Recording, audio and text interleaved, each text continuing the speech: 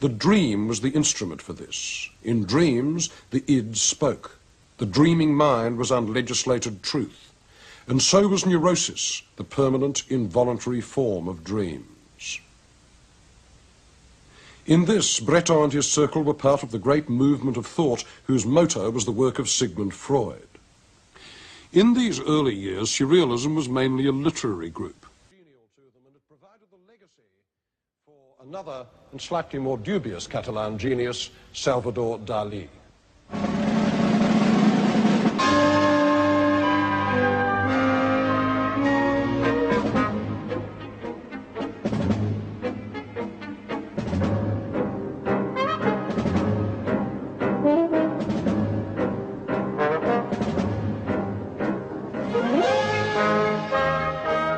For almost 40 years, Dali has been one of the two most famous painters alive. His moustache was the only rival to Van Gogh's ear and Picasso's potency. The small Dali household was professional rather than artistic. His father was the only solicitor in Figueras, and he took it for granted that his only son would one day take up a similar profession. Salvador Dali Sr. was a free thinker. Nonetheless, he was a popular figure in the town. His mother, on the other hand, was a devout Catholic and ensured that the young Dali was educated in the conventional way by the local Christian brothers. This commonplace provincial world gave rise to Dali's earliest fantasies. He started tamely enough as an art student in Madrid in the early 20s. In 1925, he discovered what realism could do. It could subvert one's sense of reality. Instead of a modernist surface, Dali went in for what he called all the most paralyzing tricks of eye-fooling: photographic accuracy, masses of detail, and smooth paint. To this he added what he called his paranoid critical method.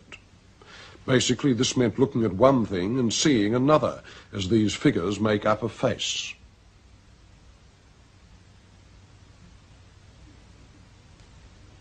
Dali used this trick again and again in his paintings. This one is called The Metamorphosis of Narcissus. There he squats on the left, head on his knee, staring at his reflection in the pool, and the giant hand on the right, holding an egg from which a narcissus sprouts, exactly mimics his body. Dali's own considerable narcissism produced many self-portraits, some quite open, like this. Like a gland irritated by constant scratching, his mind threw off many such images before the end of the 30s, when they began to get rather tedious and predictable. Eventually, the dreams weren't real at all. Just Dali being Dali, the Nickelodeon of the id. He had not reached his 40th birthday when Sigmund Freud had the last word on him.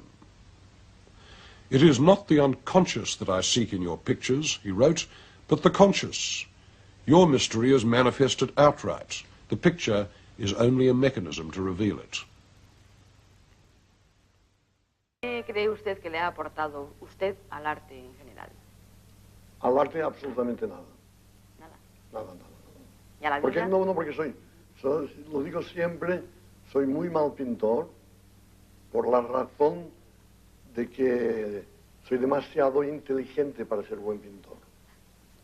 Para ser buen pintor hay que ser un poco burro.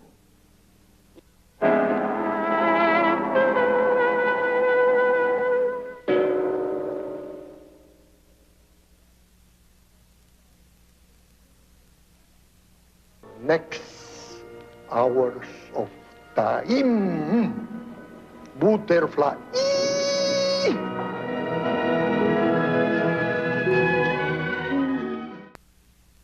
Even the relatively liberal atmosphere of the Academy could not support Dali's extravagant behavior, and he was frequently disciplined. Me expulsaron 2 veces, por el mismo precio 2 veces.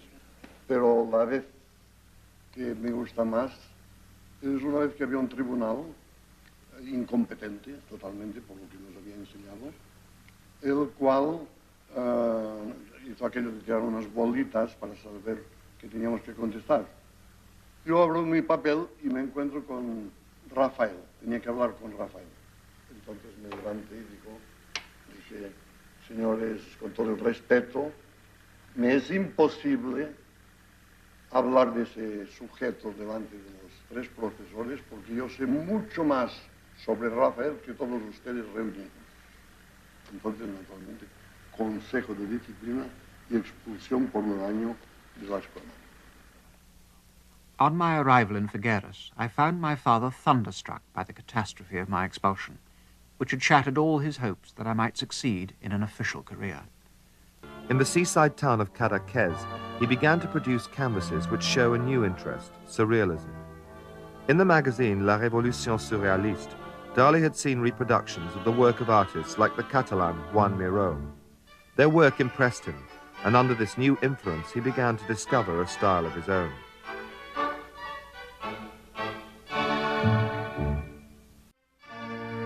Whilst he was a student, Dali's pictures had been exhibited in the Catalan capital, Barcelona. Catalan artists like Picasso and Miró were the leading painters in Paris, and dealers in Barcelona were keen to promote the next generation. A group of them, including René Magritte and Paul Eloire, went to visit him in Cadaqués. Eloire brought along his wife, Gala. Eloire dice, tenemos que ir a ver a Cadaqués porque hay una especie de loco genial, extraordinario que se llama Dalí y un compañero suyo, Buñuel, que ha hecho un film con él. Entonces vienen, yo me enamoro de Gala.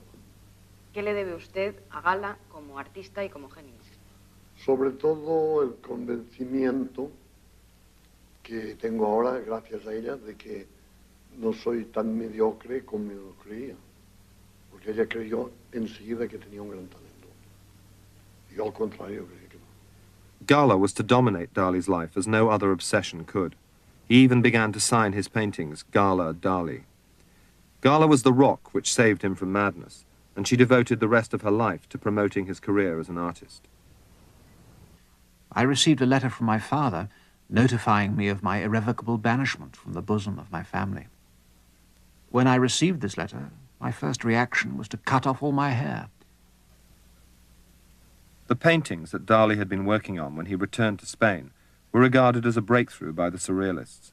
They felt that he portrayed the elusive world of the subconscious more imaginatively than any of his contemporaries. His methods were strongly influenced by the ideas of Freud, and André Breton championed him as the new prophet of Surrealist painting. This picture represented a landscape near Port Legat, whose rocks were bathed in a transparent and melancholy twilight. In the foreground, an olive tree with its branches cut and without leaves. I knew that the atmosphere which I had succeeded in creating with this landscape was to serve as a setting for some idea, for some surprising image, but I did not in the least know what it was going to be. I was about to turn out the light when instantaneously I saw the solution. I saw 3 soft watches, one of them hanging lamentably on the branch of the olive tree. When Gala returned from the theatre, the picture was completed. I made her sit down in front of it with her eyes shut. 1, 2, 3, open your eyes. I looked intently at Gala's face, and I saw upon it the unmistakable contraction of wonder and astonishment. I asked her, "Do you think that in 3 years you will have forgotten this image?" "No one can forget it once he has seen it," she said. I started to paint Premonition of Civil War, also known as soft construction with boiled beans, in which intermingled arms and legs choke each other, as it prophetically foretells the reciprocal killings in a Spain fascinated with the horror of self-destruction. The Spanish corpse was soon to let the world know what its guts smelled like. Knowing that out of this offal of disemboweled bodies and the ruins of its cities, Spain would one day rise again, returning to its traditional truth, its great male strength, and that I, the Catalan, would be there after this episode of revolutionary confusion to recall the existence of sacred values, I painted Cannibalism of Autumn while the fighting was going on at the gates of Madrid, and Sleep, which indicated the time necessary for the horror to be forgotten.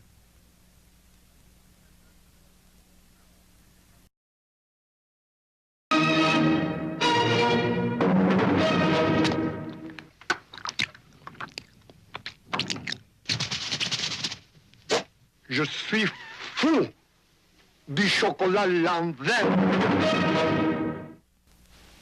First, it dissolves. Happy bubbles, but devoted bubbles. Then the Alka-Seltzer shoots into the stomach. Here, it neutralizes that bad excess acid. Meantime, the specially buffer aspirin is speeding into your bloodstream to all places of pain.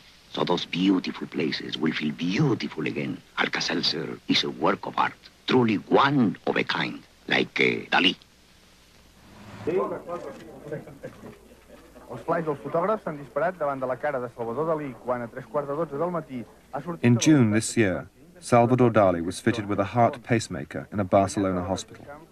When he was discharged, he took the opportunity to address the world's press. Vull viure pel rei, el nostre rei, per Espanya i per Catalunya. Com ser orgànic, tenim dret de morir-nos. Nosaltres, una part del progrés de la humanitat. Viva el rei, viva Espanya, viva Catalunya. ¿Queréis luz o no? Sí. Els flaix dels fotògrafs s'han